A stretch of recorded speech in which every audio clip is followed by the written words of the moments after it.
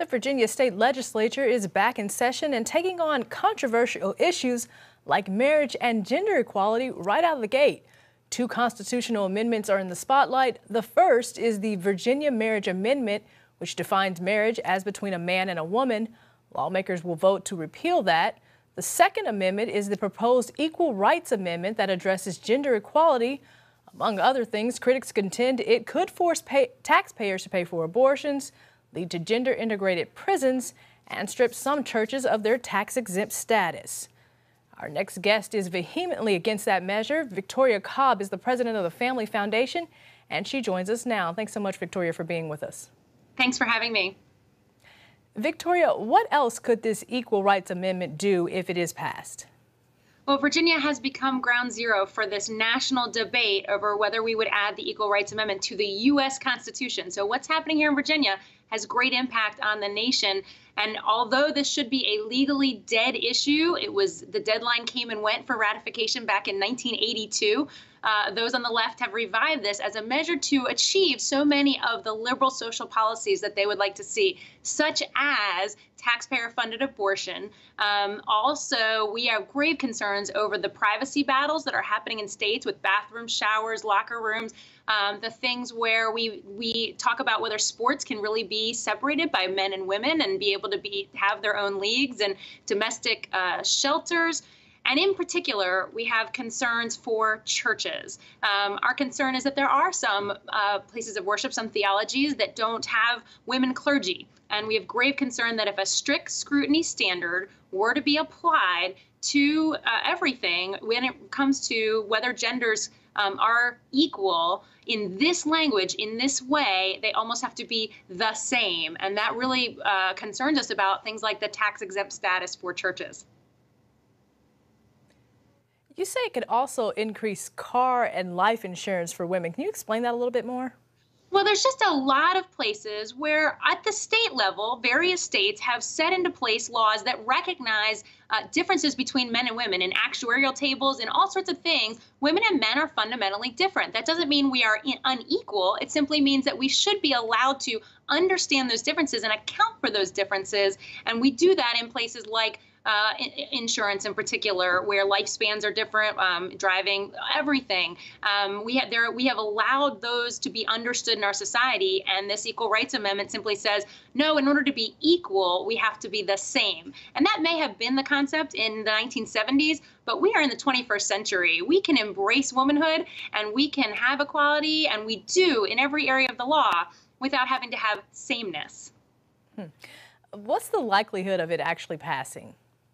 Well, we are here in Virginia. They are hoping that we will be, quote unquote, the 38th state. Now, that certainly doesn't account for the states that have rescinded their ratification. But if we were to pass this, and it is certainly possible, I just rushed back from the Capitol where the Senate Privileges and Elections Committee, unfortunately by a narrow margin, just sent this on to the full Senate. It has passed the Senate before here, and then it'll move over to the House. So it is actually very possible. We are certainly gearing folks up. Many of these legislators simply think it's a symbolic statement about loving women. And if it were just that, I think we'd all be in support of it. But it's so much more and has real consequences. And that's what we're encouraging our folks to talk to their legislators. And it is a national issue, even though it's in Virginia. People need to be talking to our legislators nationwide, because it will be a matter for Congress if we turn this all over to the federal government and the courts to decide all of these issues.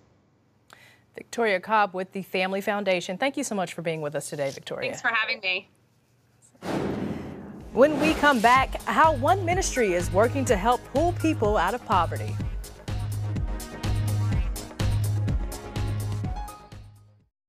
Do you support the president? Do you support Trump's tax plan? Are you concerned it will affect your retirement income in a post-Trump era? Help protect your financial future and call Annuity General for your complimentary book. From a leading financial firm that shows you ways to not run out of money, whether the market goes up or down. This free book reveals little-known secrets about annuity strategies in simple-to-understand terms that can protect your money for a lifetime. As a bonus, we'll also throw in a free annuity rate report summarizing the rates and benefits of annuities from hundreds of top-rated insurers, helping you find ways to get up to 33% more income in retirement. Invaluable advice for an uncertain age. That's right, 2 books both absolutely free for calling Annuity General. Help protect your financial future. Call 800-216-0342. That's 800-216-0342. Call now. Attention! If you currently do not get health insurance through your employer, or if you do not have health insurance, or if you just got divorced or married, had a baby, moved, or lost your health insurance coverage, listen closely. You are eligible for a new health care plan using Health Insurance America. A family of 4 can make up to $97,000 a year and still qualify for a new health care plan. Get coverage for doctor visits, prescriptions, hospital, dental, and vision for as little as $25 a week with copays as low as $0. Health insurance rates have nearly doubled in the last 3 years. Stop paying the rising cost of traditional major medical and learn how Health Insurance America is saving people thousands of dollars a year on their health care plans. Don't waste hours on the phone or on a government website. Talk to a live healthcare consultant right now. Call 1-800-940-5020. That's 1-800-940-5020. 1-800-940-5020.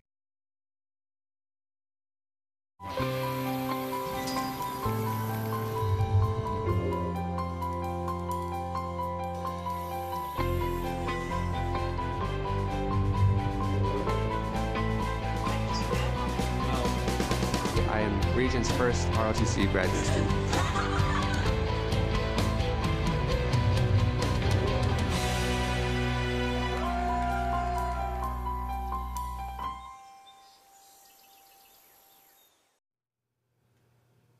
The Bible says the poor you will have with you always, but that doesn't mean that each person has to stay that way.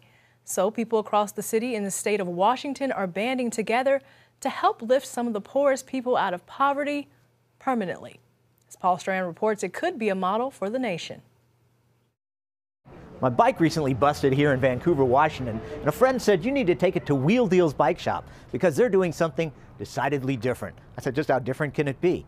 Well, they're part of a movement to reach out to the down and out people here in Vancouver and lift them up. A big part of that effort is Open House Ministries, which runs a massive shelter as well as a coffee shop, a thrift store, and the bike shop. We have a very, very bad neighborhood. Mark Roscom is both Open House's chaplain and Wheel Deal's manager. There's a lot of heroin, a lot of methamphetamine, a lot of addiction, and one thing even addicted people want is bicycles. Renee Stevens heads up Open House, but not when she showed up at the shelter 19 years ago. I was addicted to drugs, I was abused, I was trying to be divorced. Stevens realizes a place like Open House can't do all it takes to get those in poverty or addiction up and out permanently.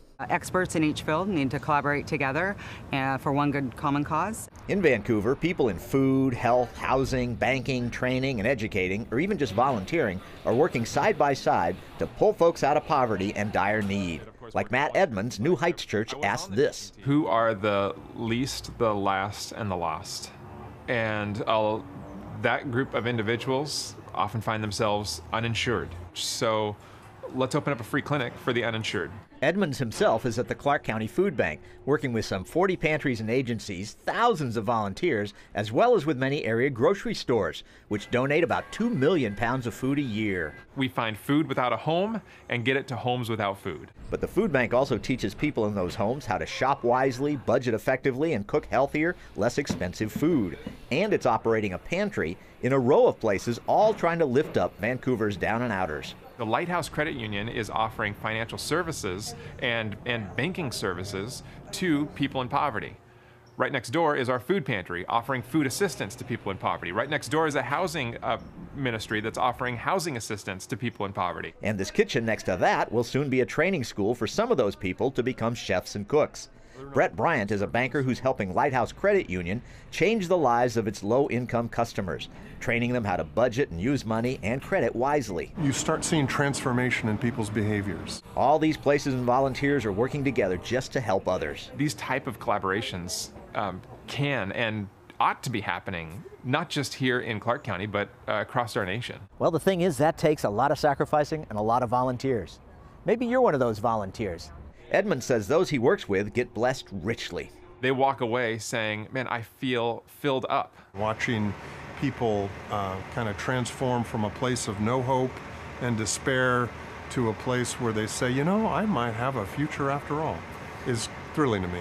You see that kind of transformation in folks like Lori Richardson and her husband, lifted up by both Open House and Lighthouse. Lighthouse helped them dig out of poverty and get into a home, and both work now at Open House, helping others all day long. It's amazing how you can just touch the lives and put hope into somebody just over a cup of coffee or a blanket. We have non-believing partners and believing partners, but even people that are skeptical about Christianity cannot argue with the results that God is changing lives here. Bryant asks what you'll leave behind that's permanent. It's certainly not the stuff you have.